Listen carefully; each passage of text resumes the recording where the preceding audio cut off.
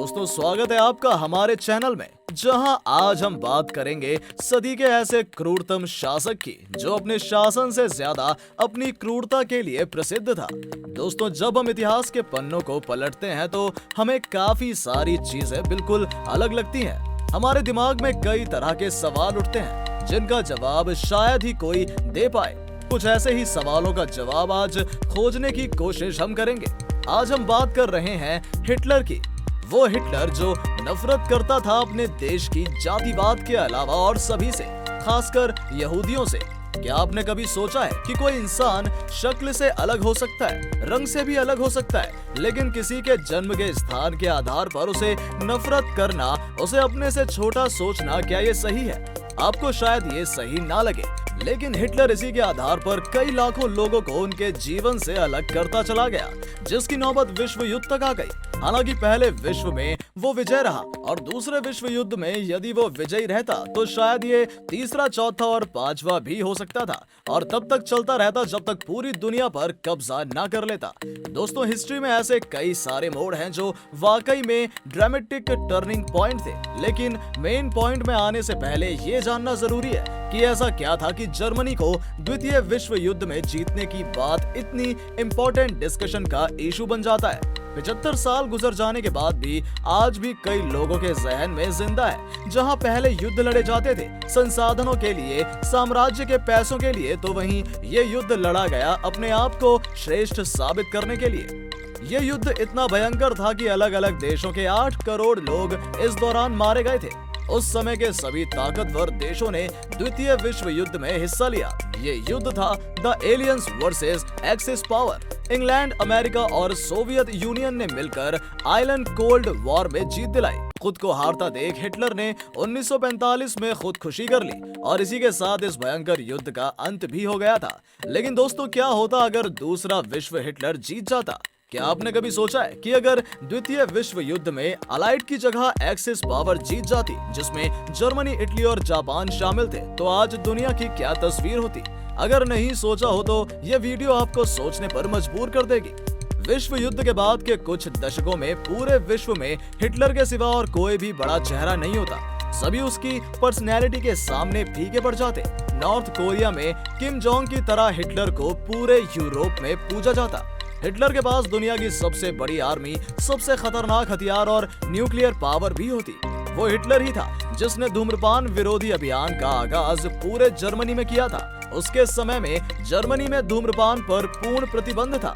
कुछ भारतीय इतिहासकार भारत के पुरातन इतिहास को आर्यावर्त शाखा से जोड़ते हैं, जो हिटलर की मान्यताओं से मेल खाता है। हिटलर के झंडे में स्वास्तिक के चिन्ह को देखा जा सकता है, जो भारतीयों के धार्मिक मान्यताओं से जुड़ा हुआ है। लेकिन क्या वाकई में हिटलर अपने को भारतीयों के साथ इतना जुड़ा हुआ मानता था? क्योंकि उसके लिए अपनी कौम के अलावा और सभी जातियां छोटी थी। बहरहाल ये हमारी सोच है। हम हमेशा अपने से बड़े या अधिक ताकतवर व्यक्ति से अपने आप को जोड़ने की कोशिश करते हैं। अगर हम बात तत्कालीन परिस्थितियों की करें तो इस युद्ध में साफ तौर पर फ्रैंकलिन डी रूजवेल्ट के विजन को देखा जा सकता है। आज के ग्लोबलाइज्ड वर्ल्ड में नेशनल रिवॉल्यूशन के अलावा किसी और दुनिया की कल्पना करना नामुमकिन सा लगता है। लेकिन फिर भी कई सारे ऐसे राइटर हैं जिन्होंने वर्ल्ड वॉर 2 की जीत को नाजियों की जीत के नजरिए से देखा है। जैसे पहला नाम फिलिप के डिक का आता है, जिनकी किताब का नाम था the man in the high castle, जो 1962 में लिखी गई। इसमें नाजी,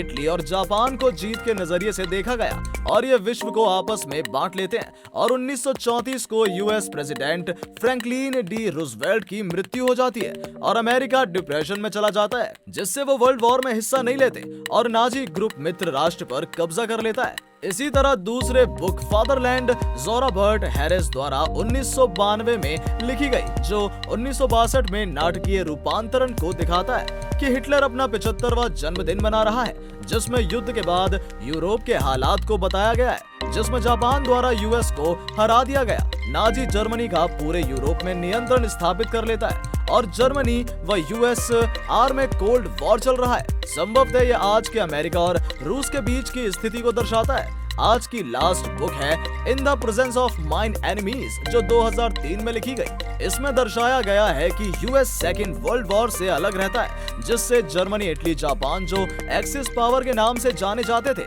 उनकी जीत होती है। वर्ल्ड वॉर 3 में एक्सिस पावर न्यूक्लियर वेपन का इस्तेमाल करता है, जिसमें यूएस की हार होती है, जिससे जर्मनी और जापान वर्ल्ड की दो सबसे पावरफुल कंट्री बनती हैं और ये पूरे विश्व पर राज करती हैं। बहरहाल ये सब तो किताबी कल्पनाएं थी, लेकिन वास्तव में अगर जर्मनी सेकेंड वर्ल्ड वॉर जीत जाता तो उसका पहला काम पूरे यूरोप में इकोनॉमिक एम्पायर खड़ा करना होता। साथ ही हिटलर का मानना था कि आर्यन जाति के लोग विश्व की सबसे बेहतरीन प्रजाति हैं, पर इस पृथ्वी पर ऐसी प्रजाति को रहने का हक है। इसका सीधा साधा मतलब अन्य सभी प्रजाति के लोगों को अपने जीवन से हाथ धोना पड़ता, और जंग से ये साफ चाहिए था कि अगर वो जीत जाता तो अपनी इच्छा को पूरे किए बिना शांत नहीं बैठता। हिटलर ने मनुष्य को 3 मुख्य भागों में बांट दिया था। पहले वो जो युद्ध से संबंधित है, यानी जिन्हें युद्ध के लिए तैयार किया जाता है। दूसरे फार्मास्यूटिकल ट्रायल से जुड़े लोग, और तीसरे जेनेटिक टेस्टिंग के लिए इस्तेमाल किए जाने वाले लोग। जैसा कि हम जानते हैं, नाजीवाद बोलने की आजादी तो तवज्जो नहीं देता, तो आज industry, commerce, media, religion, art, इन सब के लिए कोई जगह नहीं होती। जैसा कि आप सभी जानते हैं कि जर्मनी और जापान दोनों द्वितीय विश्व युद्ध के बाद यूएसए पर कब्जा जमाना चाहते थे। अगर वो ये विश्व युद्ध जीत गए तो यूएसए के भी 2 भाग जाते। इजराइल जैसे देश का तो बनने का सवाल ही नहीं होता, और अगर कुछ रिफ्यूजी रह जाते हैं तो वो भी अपना देश नहीं बना पाते। कुछ यही हाल ही यूनाइटेड किंगडम का भी होता। दरअसल हिटलर यूनाइटेड किंगडम को दबाना चाहता था, क्योंकि वो जानता था चर्चिल कभी भी जर्मनी के उदय को स्वीकार नहीं करेगा, क्योंकि उसकी हवाई ताकत इतनी मजबूत नहीं थी। इसलिए उसने अपना ये प्लान छोड़ दिया और यूएसए को लड़ाई में उतरने के लिए मजबूर किया। लेकिन अगर वो यूनाइटेड किंगडम जीत जाता तो ये उसका मिलिट्री बेस होता, जहां से वो यूएसए को रोक सकता था। दूसरी तरफ जापान की भी इच्छाएं कम नहीं थी। जैसा कि हम चाहते हैं, जापान के पास नेचुरल रिसोर्सेज की कमी है, जबकि उसके आसपास के सभी देश इन रिसोर्सेज से भरे हुए हैं। इसलिए वो इन सभी पर कब्जा करना चाहता था।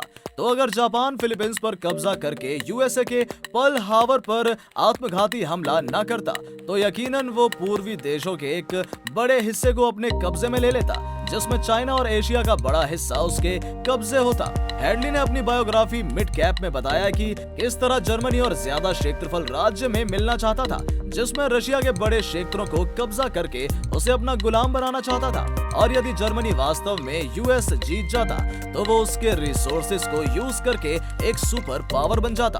तो कुल मिलाकर हम कह सकते हैं, यहाँ पर अंदाजा लगाने वालों की कमी नहीं। ऐसे अंदाज लगाना इस वीडियो की सोच से बाहर है। क्या हो सकता था, इसकी हम सिर्फ कल्पना कर सकते हैं, लेकिन वास्तव में जो हुआ वो पश्चिमी सभ्यता और इस पूरी दुनिया के लिए एक हिस्ट्री बना। वास्तव में अगर हिटलर जीत जाता तो इस दुनिया का नक्शा शायद कुछ और ही होता, और यहाँ सजा और यातना पाने वालों का अपना ही एक इतिहास होता। तो दोस्तों, आज के इस वीडियो में ये जानकारी आपको कैसी लगी? अगर वाकई में इस वीडियो से आपको कुछ सीखने को मिला या आपकी जानकारी में कुछ इजाफा हुआ है, तो इस वीडियो को लाइक करना, शेयर करना मत भूलिएगा। और हम उम्मीद करते हैं कि आपने हमारे चैनल को अब तक सब्सक्राइब कर लिया होगा। अगर आप किसी और पर्सनैलिटी की केस स्टडी चाहते हैं तो कमेंट सेक्शन में जरूर बताएं। सबसे ज्यादा कमेंट करने वाली पर्सनैलिटी को हम एक वीडियो के रूप में आपके सामने लेकर आएंगे। तब तक के लिए नमस्कार।